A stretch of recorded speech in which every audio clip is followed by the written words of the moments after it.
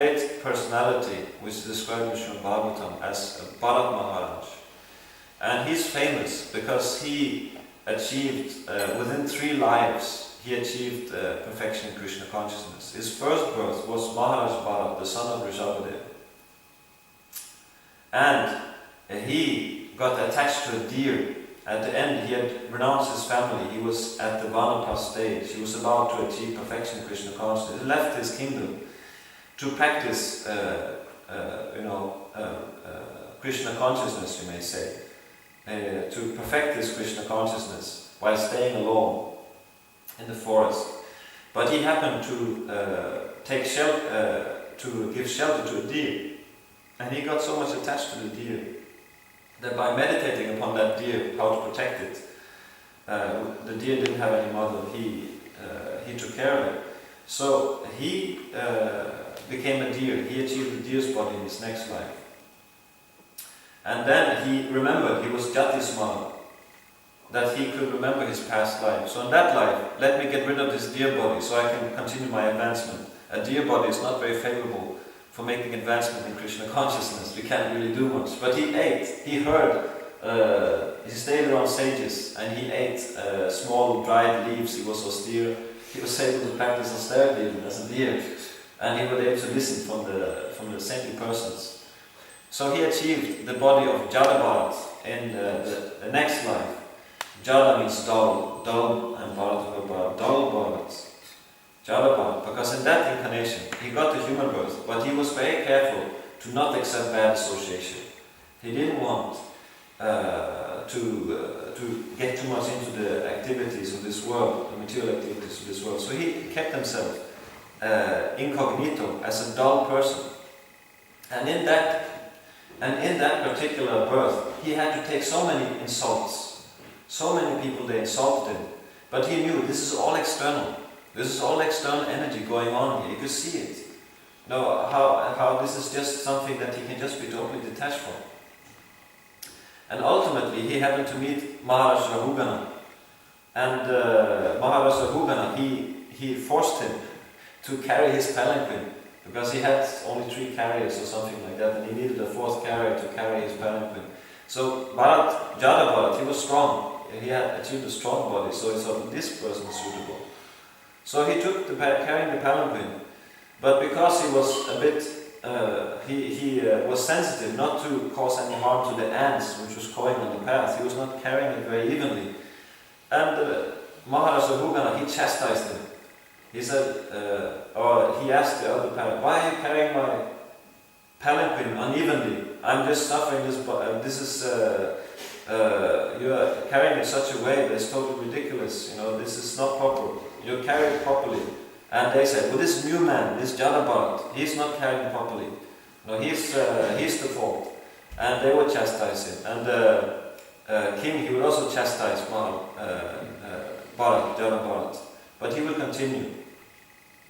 And then when the king, he continued to carry it unevenly like that, he still avoided the ants. And then the Maharaj Rahugana, he really got angry and he really gave him the sauce, so to speak. But then Jada Bharat, he felt a little slight dissatisfaction in his heart, like that. He felt some, let me just give him some knowledge, and then he explained how this is working, how the modes, how this cursing and all of this is all, you can say, a temporary thing. Like how he may be a king in this life, how the situation may be reversed in the next life. So this all dealings, this all thinking oneself higher, lower, this is all like temporary. So here we have an instance how Jadabarat, he was insulted not once but twice. And then, because he had the spiritual knowledge, he was able to impart it. So we can take that by the example of Jadabarat, like he exhibited tolerance, and because he was also learned, because this tolerance, this is not based on anything else but solid knowledge of, solid spiritual knowledge, solid transcendental knowledge. That's only how you'll be able to tolerate. Otherwise we will not be able to tolerate, because we don't have the higher Shastra, we don't have the weapons. Shastra knows weapons. And Shastra is used by the intelligence to control the mind and the senses. So Jadabharat, he was solidly founded in this transcendental knowledge. Therefore he was able to tolerate. He was able to understand, take so many insults through that life and understand that this is just external. But at this point he got the impulse, let me just explain this to the king, because the king was qualified. He was qualified to receive transcendental knowledge, because already he was king, he was listening to the Brahmanas like that. So when he heard how Jadabharat, he was explaining the things, he could understand this is a learned person here. And he got down and he excused himself. He apologized. And because he was qualified, as deity was qualified, then he was able to be enlightened. So we'll take the second thing. The first practical application is that we should be cool, calm and composed, and we should not jump to a conclusion. We should not act upon the feelings which is there. We should be able to filter what we feel through our intelligence to make a correct decision. And we should be careful in that regard, that we don't seem to retaliate. That when somebody does something to us, that we don't simply jump on this retaliation reflex, because it's like a conditioned reflex. As you know, Manida, I said the other day, when you beat with the rubber hammer on your knee, then the leg comes out. So the retaliation process is almost like that. It's almost like a conditioned reflex because of our long material habituation. When somebody does anything to us, immediately the response is that let me get back, let me, retaliate. But by thinking about this, by meditating, that we should take the example of Kashyapa Muni, not just reject, not just, okay, this is totally nice, I don't want anything to do with it, just get lost, like that. He could have said to Diti, but he kept cool and he engaged her so that she would get purified. So we can see that we also need to apply this in our day-to-day practical life.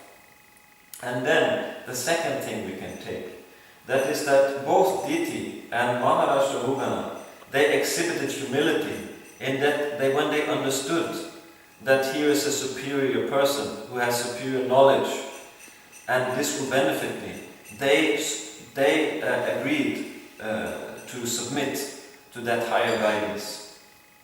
So their example we can take, that even though we may have so many motivations, we may have so many desires within us, which is causing us so much distress, so much trouble, that when we understand Him, this is superior direction, this is more beneficial for me to act upon this than to act upon my own whims, then if we follow their path, if we accept the higher order, then we'll be benefited. So this is a test that most of us will come through, that even though we may have so many material desires, we understood that this is better for me if we don't act upon the material desires, but I accept the higher order, then if we do that, as Diti and Maharaj Rahugana did, then we'll be benefited.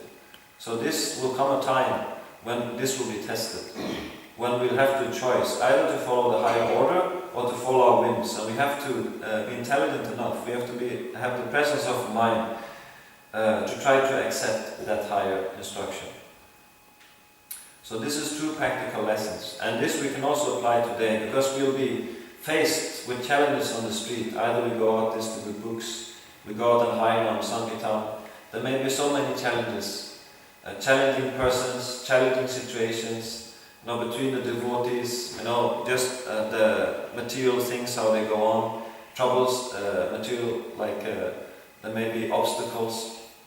Instead of getting upset or annoyed and getting angry with someone, just before the anger, before the action or counteraction is there, just to think twice and remember this, try to remember this incident between Kashyapa and Diti and between Jadabharat and Maharaj Rahugana. Try to keep cool, calm and composed. And this will benefit us a great deal and keep us out of trouble. And if we keep ourselves out of trouble, we'll keep our mind clear. And with a clear mind, we can fix that mind to Krishna, as we said yesterday. The main thing that Krishna invites us, he invites us to fix our minds upon Him. But we can't fix our mind upon Krishna if it is disturbed. It has to be undisturbed. It has to be under our control. And if it is not under control, we cannot fix it to anything. We are simply dragged by the mind. As we can see at the beginning, Kashyapa, he was dragged. He got caught by Diti, so he was dragged by her behavior. So the same, our mind may drag us like that if it is not within our control. But if we are careful how we deal with each other and we deal with all the material circumstances we may be in, if we maintain to be cool, calm, and composed, then we'll actually have some control over our mind. And with that control we can fix another Krishna. And then we can get the shelter. And ultimately we can get the highest ultimate benefit, the desired result.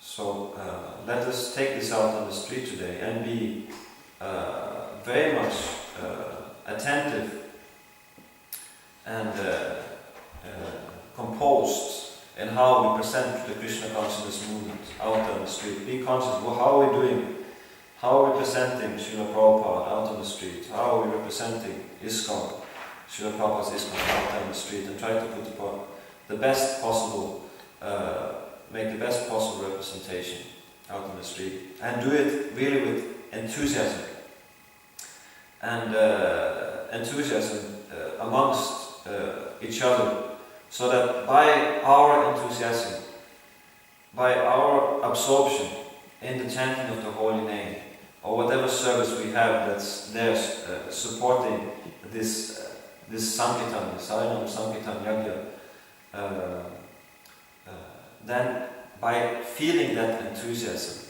then the people, they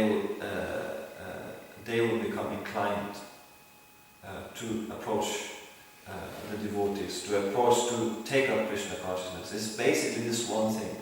If we can execute our service with enthusiasm amongst each other, and if we can just ignore the mind, ignore the material, the distractions of the mind, and just focus on what we're doing, and do it enthusiastically, whether it's distributing books, whether it's chanting the holy name, whether it's serving the prasadam.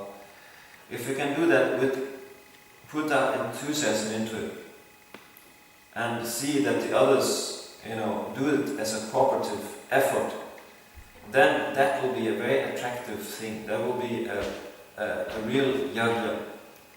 And that fire of that yajna, that will be able to warm up the frozen popsicles, you may say, that are floating in the ice stream of Maya, that will melt the heart of the conditioned soul.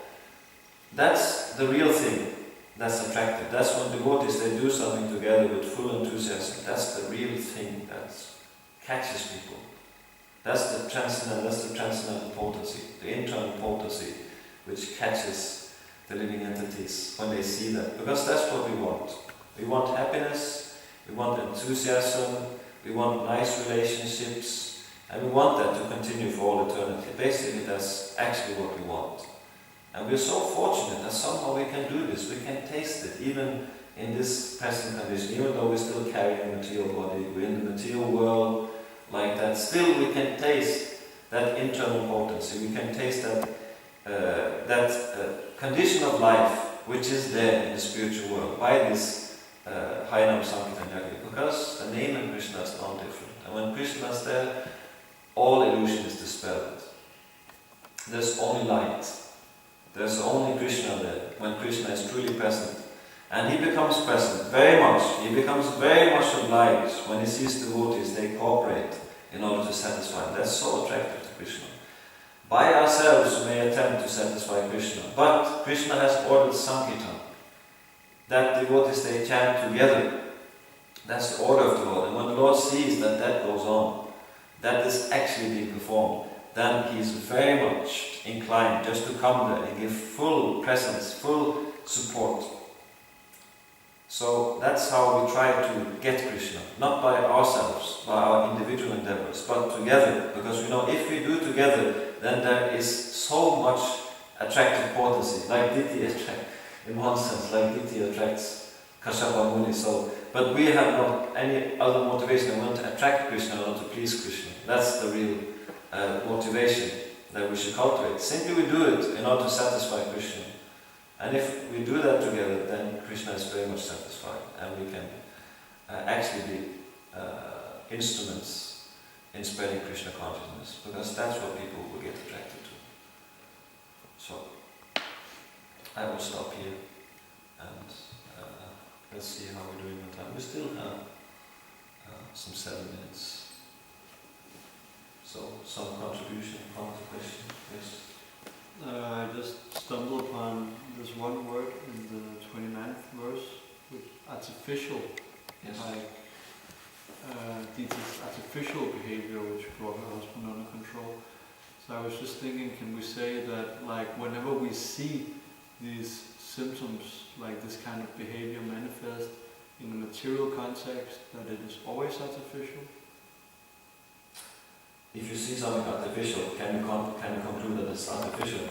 Like if you see like this behavior, like this as in like loving servitude and shy glances and this and that, is it always like, because you got of course the pure form in the spiritual world, and then of course you can also have the pure form like exhibited by devotees in like engaged here even in the material world, but like when it's like exchanges between karmis and the materialists, is this kind, it's always the artificial thing, right? Well, in one sense, let's see, it may not be with a motive like deity all the time. Like you can say, there's one people in this world, they're very famous for their superficial nice dealings. Well, if you go to America, I've heard this from devotees in America. They say, "Hi, how are you? Yeah, nice that you're here." And it'll be vague, but it's very short. It's like a customer-oriented. You can say it's basically because it's a money, it's very much business-oriented. So they do that in order to sell things. You know, they're very quick, very superficial. They make it good, like how are you, make you feel good kind of things. But it doesn't go deeper than 5 minutes like that. It's just you can say a cultured part of the American culture to have this kind of exchanges, like on a superficial level. And in one sense, okay, there's not this big motive behind. Okay, this person will help me to get the son to kill someone. You know, it's not that, but it's superficial in the sense that it's not they know this is only 5 minutes, and after this person will be gone. It doesn't matter to me. It doesn't. It's out of my life. It's just like a custom, you can say. So in that sense, you may say that's artificial. It's not coming from the heart. He doesn't think we're the greatest thing on the earth. Nobody gives an expression that makes us think so, like that. So that's maybe said as maybe artificial, maybe superficial, superficial. But it is not. You may say, very harmful in that sense, as we see here.